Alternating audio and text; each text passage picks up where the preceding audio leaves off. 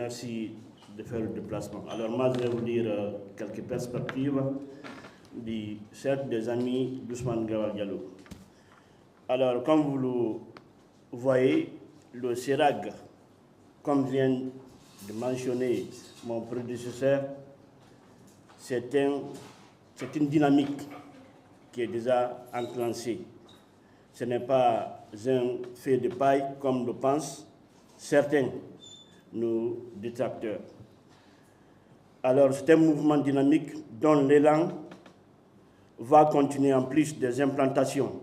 Notre mouvement a d'autres perspectives et ambitions qui tournent autour de la démocratie interne de l'IFDG. Donc, nous ambitionnons de mobiliser et remobiliser les militants de l'IFDG en leur redonnant le pouvoir de décision, en leur disant que le parti IFDG n'appartient ni au président ni aux responsables, mais aux militants et sympathisants du parti. Nous allons leur redonner le pouvoir en demandant leur avis,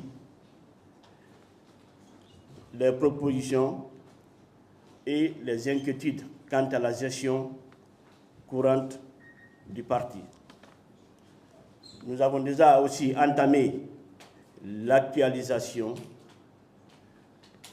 du règlement intérieur du parti, les statuts. Nous avons aussi élaboré un projet de société qui s'adapte à la réalité du moment. Comme vous le savez, toute chose est appelée à se moderniser. Donc, nous sommes en train de réactualiser, comme je l'ai dit tantôt, les statuts et règlements qui régissent le parti. Nous allons dépersonnaliser le parti, comme vous avez tendance, ou vous l'avez souvent entendu, ou on vous a fait croire qu'un parti appartient au président du parti. Et nous, en tant que CERAG, nous ambitionnons de dépersonnaliser et de faire de l'IFDG une institution qui va se départir d'un homme, que ce soit le président, le vice-président, en un mot, les hauts responsables du parti. Donc, cette projection de redynamisation de l'IFDG ne s'arrête pas là. Monsieur le Président, je pense bien, il va me le confirmer tout à l'heure. Merci. Mesdames, Messieurs, mon collègue vient de parler de redynamisation du parti. Comment redynamiser un parti? C'est d'abord en faisant évoluer les textes,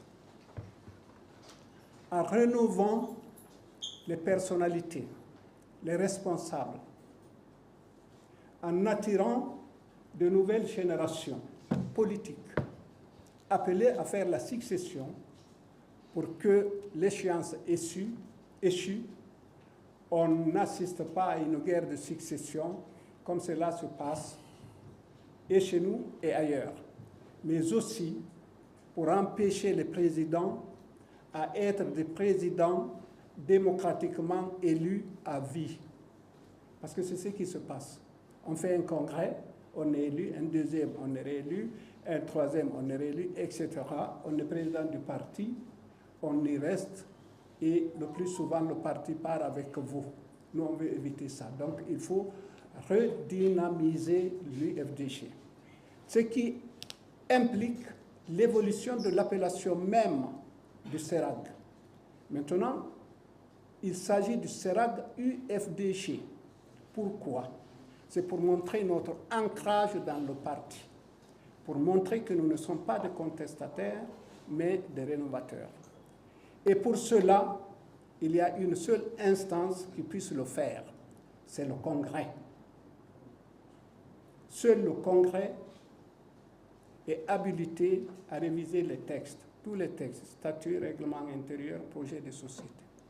Ceci étant dit, le CERAG UFDG va organiser son congrès extraordinaire.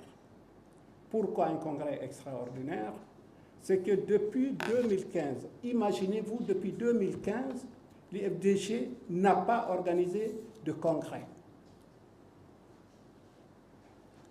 Et depuis 2015, le parti marche avec les mêmes textes, malgré les changements sociaux, politiques, économiques, écologiques, malgré l'évolution interne propre à la Guinée, mais aussi à l'international.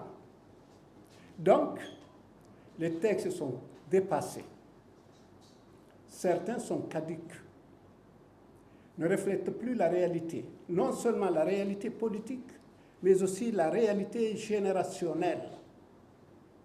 Il y a des jeunes, ils n'ont vu que les mêmes têtes depuis 2015 au sommet de l'UFDG, les mêmes têtes, inamovibles. Il faut que cela évolue, que cela change, mais pas par la guerre. Nous ne sommes pas un mouvement conflictuel. Nous sommes un mouvement d'idées, un mouvement d'engagement, de réflexion. Nous ne sommes contre personne, à commencer par le président du parti. C'est un personnage qui a servi autant qu'il peut, mais il arrive qu'on s'essouffle. Et le mieux, c'est de prendre conscience qu'on s'essouffle, sinon qu'on vous fasse prendre conscience que vous êtes essoufflé. Ce n'est pas difficile. Donc nous allons à la conquête de l'UFDG pour porter à travers un congrès inclusif, c'est-à-dire tout membre de l'UFDG, tout militant ayant les capacités morales, intellectuelles, physiques d'être candidat, de se présenter au poste de président face à notre candidat qui n'est autre que M. Ousmane Gawal Diallo. Nous ne sommes pas fermés.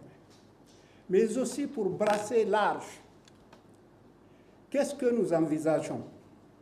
C'est de remobiliser tous les réformateurs au sein de l'UFDG pour former une coalition des réformateurs de l'UFDG. Je dis bien essayer de mobiliser tous les réformateurs au sein de l'UFDG pour former une coalition des réformateurs de l'UFDG, pour rénover le parti, pour redynamiser le parti. Voilà les premiers éléments. Ensuite, il ne s'agit pas de tenir un congrès, parce que nous sommes face à nos militants, mais aussi face à la nation. Vous savez bien que ce parti est alerté par le ministère de tutelle, c'est-à-dire le ministère de l'administration du territoire, qui a fait une inspection des partis, a relevé des manquements, a fait des observations en bonne et due forme, adressées à tous les partis politiques. Certains dissous, d'autres suspendus, et ceux qui sont en observation, comme l'UFDG. Donc nous nous engageons, avant notre congrès, donc d'ici la date des 12 et 13 avril, de corriger les manquements, de répondre aux demandes du ministère de l'administration du territoire pour mettre l'UFDG à jour. Parce que sinon, nous risquons la suspension. Et peut-être pire, nous ne voulons pas assister comme des spectateurs à la disparition de ce parti. Nous voulons le redresser, le mettre sur pied, en conformité avec les textes. Parce que vous savez que tous les partis politiques sont signataires de ce qu'on appelle une charte politique. Les partis politiques ont une charte à respecter.